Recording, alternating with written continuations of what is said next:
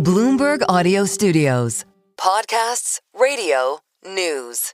After a 3-year search, Disney's board and its chairman, James Gorman, have named a CEO successor. Josh D'Amaro will be promoted from being Parks chief to succeed Bob Iger in March of this year. And Mr. Gorman joins us now. Good morning, Mr. Gorman. Thank you for your time. I mean, let's start with the simple question.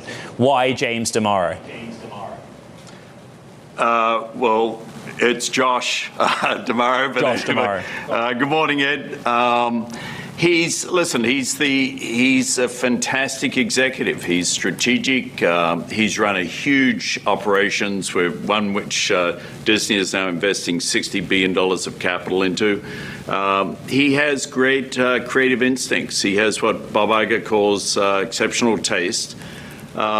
He's a leader who's operated all over the globe, including the recent expansion that's going to happen in the UAE, which he did with Bob. He's the person for this time. So Josh is just a standout executive. We looked all over the world, as you could imagine. We wanted to do this right. We wanted to make sure that whoever got the job beat all comers, and he beat all comers. So we're thrilled. Mr. Gorman, what mandatory goals, performance targets did you set Mr. D'Amaro over the term of his contract? Well, we haven't set goals in terms of his contract. He hasn't started. He'll be taking over as CEO at the annual meeting, which is March 18. Bob will be working with him through 2026, guiding and mentoring and helping further develop him.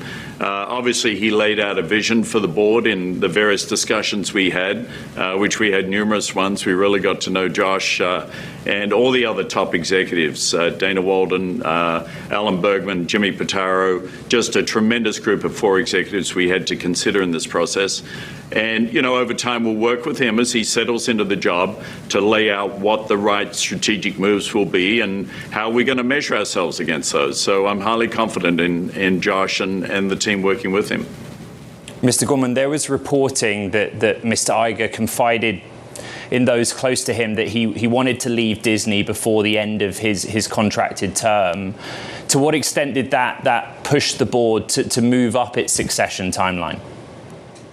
Yeah, I think firstly, let's just talk about Bob. I mean, he's had effectively 2 careers at Disney. The first was an amazing 15-year run where he did deals that, nobody else on the planet could have done, frankly. He worked with Steve Jobs, with George Lucas, with Rupert Murdoch to buy a bunch of studios, which we now oversee 7 studios, which Alan Bergman has been overseeing, by the way, produced under Alan's leadership and working with Dana, and has produced over $6 billion movies in the last 2 years. But Bob did a phenomenal job. When the company got in trouble, and it was before I joined the board, they invited Bob to come back.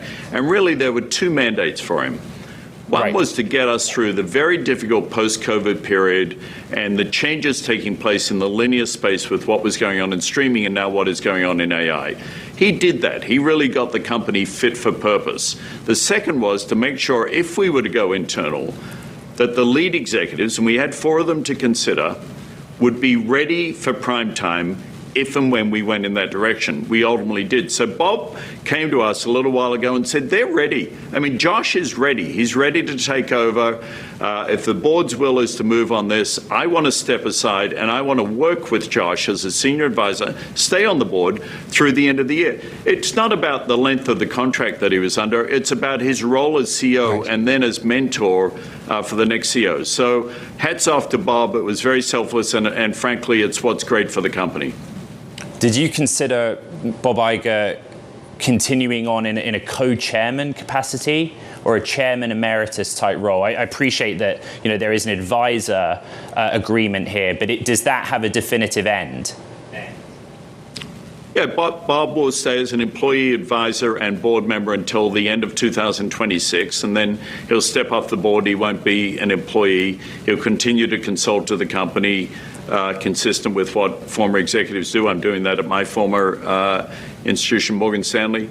But no, we were not, Bob was not interested in remaining as a chair or co-chair. We needed a completely clean start here, which is what we're having. He'll be there to support and mentor, and we have the right structure for the future. So we're thrilled. And, you look at what's going on now that we've appointed Dana also as president and a new role, chief creative officer. That's to ensure that the leadership team, at the heart of this company, is creativity and storytelling. And it's to ensure the leadership team brings their absolute best every day, leveraging our IP, telling stories across all of our properties, whether it's cruises or parks, our TV, our ESPN platform, and obviously the studios. Right. So we're really set. We're set for the next decade. I'm very excited about it.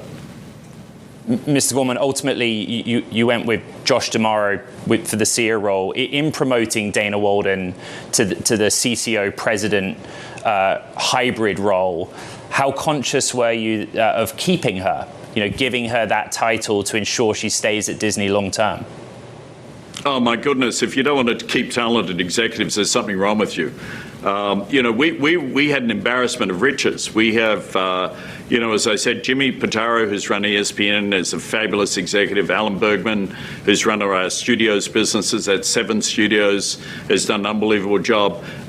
Dana, obviously, incredible executive with a long history in Hollywood, in the industry. And Josh, we want to keep all of them, and I believe we will. I mean, I think this is a win-win for everybody.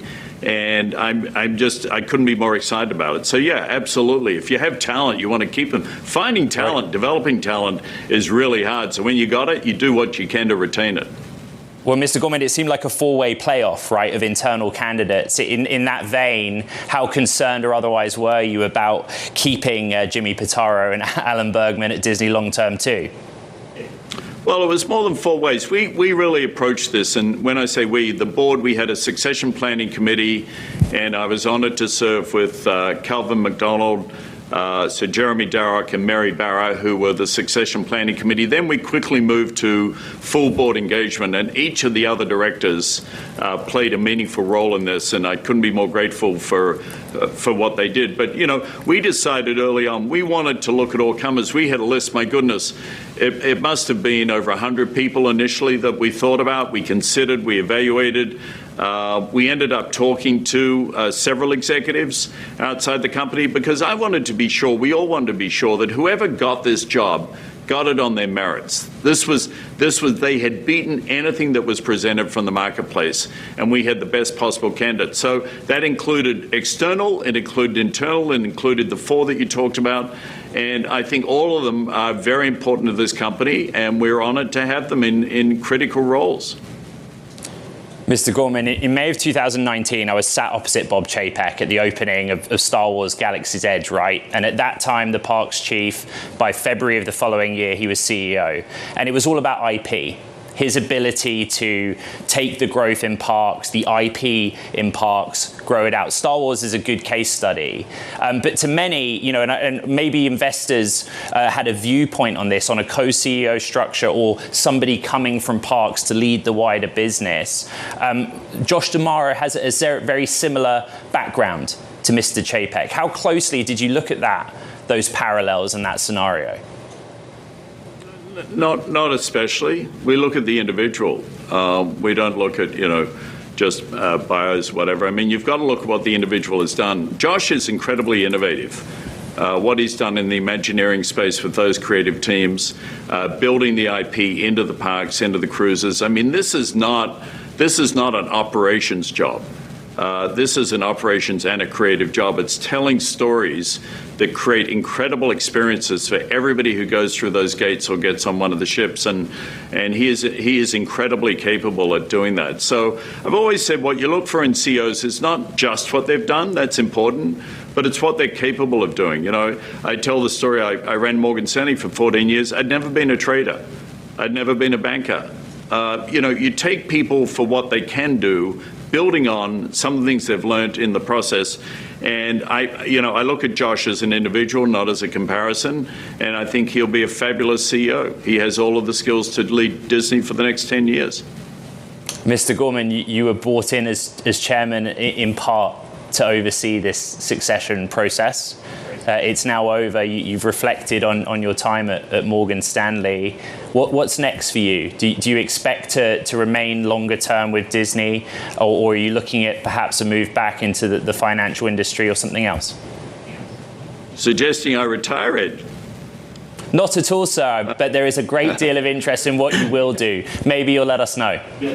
No, I'm not. I work with General Atlantic, which is an amazing firm in the financial space, but I'm not interested in going back into the pure world of finance. I want to help the Walt Disney Company and help Josh and the new leadership team and work with Bob on this transition and help the board in making sure we deliver what we can. This company's trading at 15 times earnings. That's nuts. Honestly, there are very few companies that have this quality of assets, this quality of bones, as I call it, than what we have. There are tremendous moats around the businesses. I'm excited about the prospect of what we can see from Disney over the next several years. So, no, I'm very much staying put. Thank you.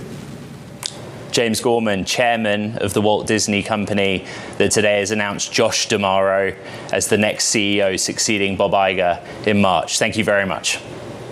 Thanks so much.